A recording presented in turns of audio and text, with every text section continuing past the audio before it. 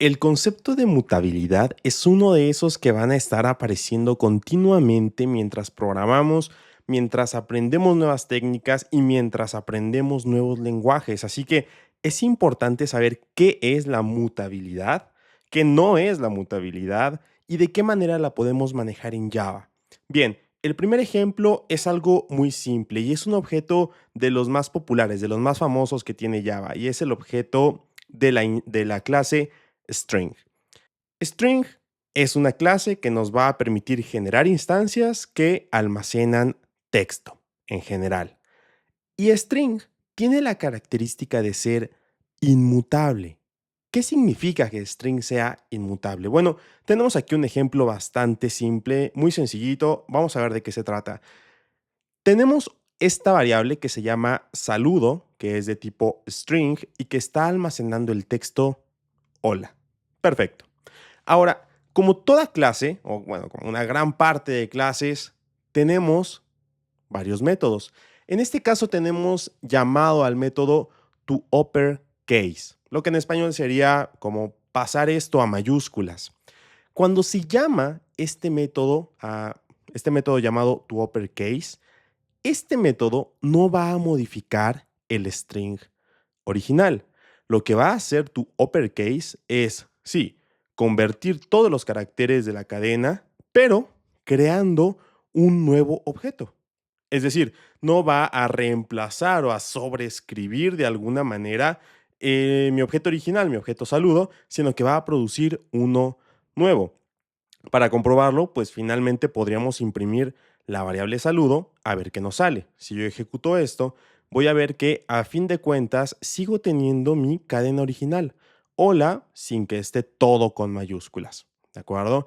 ¿Qué es lo que pasa? Bueno, aquí como estoy llamando a este método y string es inmutable, es decir, no puede cambiar su estado interno. Si yo quiero imprimir esto, bueno, pues lo tendría que guardar en una nueva variable, ¿cierto? Saludo en mayúsculas va a ser igual a saludo to uppercase. Y entonces, ahora sí, tenemos dos variables, dos instancias, mi cadena original, saludo, y mi nueva cadena, saludo en mayúsculas. Yo puedo elegir, pues, cuál quiero imprimir. Perfecto, ya lo tengo.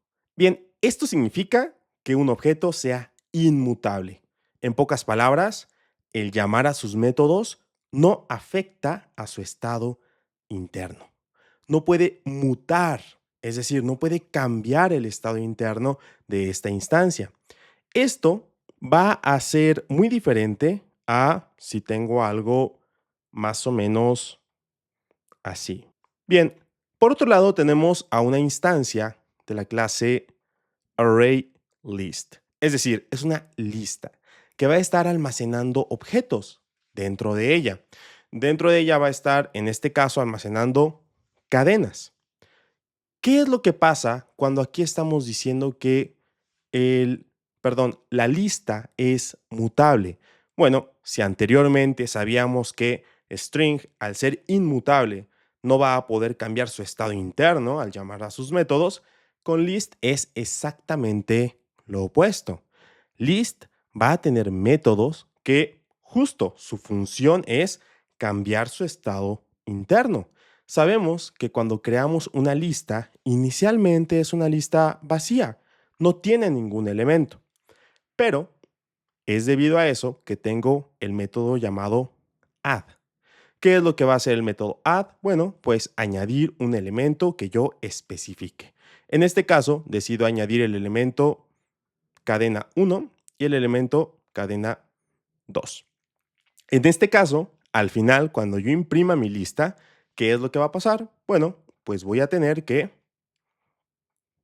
tengo mi lista modificada. Es decir, aquí a diferencia de la vez anterior, aquí me está imprimiendo la lista ya modificada por estos métodos, debido a que list es mutable. Y esto es algo que se va a estar mencionando mucho cuando uno está programando en Java. Oye, esta clase me va a permitir o me va a dar objetos que sean mutables o me va a dar objetos que sean inmutables. Es importante tener bien la diferencia entre estas dos categorías. Bien, tenemos aquí un ejemplo que me parece muy interesante que va a poner en evidencia la importancia de entender la diferencia entre un objeto mutable y un objeto inmutable. Fíjense, primero que nada tenemos aquí una clase usuario. La clase usuario va a tener dos campos, un nombre y va a tener ciertos permisos asignados. Todo lo demás es algo bastante sencillo. Tenemos un getPermisos que va a devolver la lista que contiene los permisos de cada usuario y también va a tener el nombre asignado. Aquí no hay mucho que ver, no es muy interesante. Lo interesante está en esta parte de arriba. ¿Qué es lo que vamos a hacer? Fíjense, mi objetivo aquí va a ser tener dos usuarios y entonces manipular los permisos que tiene asignado cada uno de ellos. En la línea 6 tengo una lista llamada permisos base. Permisos base es una lista de permisos que le voy a conceder a todos mis usuarios. Por eso es permisos base. Voy a añadirle el permiso de lectura. Permisos base, añadir, leer. Entonces ahora permisos base ya tiene contenido ese permiso que va a permitir que mis usuarios puedan leer. Así que al momento de crear mi usuario, puedo decir, bueno, yo quiero un nuevo usuario de nombre Alice y le voy a pasar estos permisos base que acabo de crear. Lo mismo voy a hacer ahora con mi usuario B de Bob, porque así se va a llamar, y también le voy a pasar exactamente los mismos permisos base. Después de esto viene una cosa interesante, y es que ya tengo creados a mis dos usuarios. Por lo tanto, yo podría decir, quiero que a mi usuario B obtener los permisos que tenga y añadirle un nuevo permiso. Ya no quiero que sea solamente capaz de leer. Ahora quiero que mi usuario B sea capaz de escribir también. Bien, es algo muy simple. La idea es bastante sencilla, así que al final voy a imprimir los permisos de Alice y los permisos de Bob.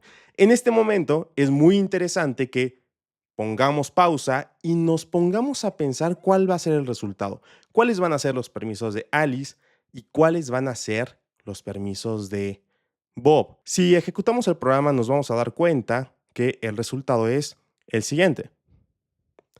Los permisos de Bob, como ya lo esperábamos, son leer, claro, porque se asignan al inicio, y escribir, porque sí, se los añadí una vez después de que se había creado. Pero tal vez no es tan fácil de predecir que los permisos de Alice son los mismos. Leer y escribir también. A pesar de que yo a Alice, de una manera directa, en ningún momento le asigné el permiso de escribir, resulta que aquí está, aquí lo tiene. ¿Cómo fue eso?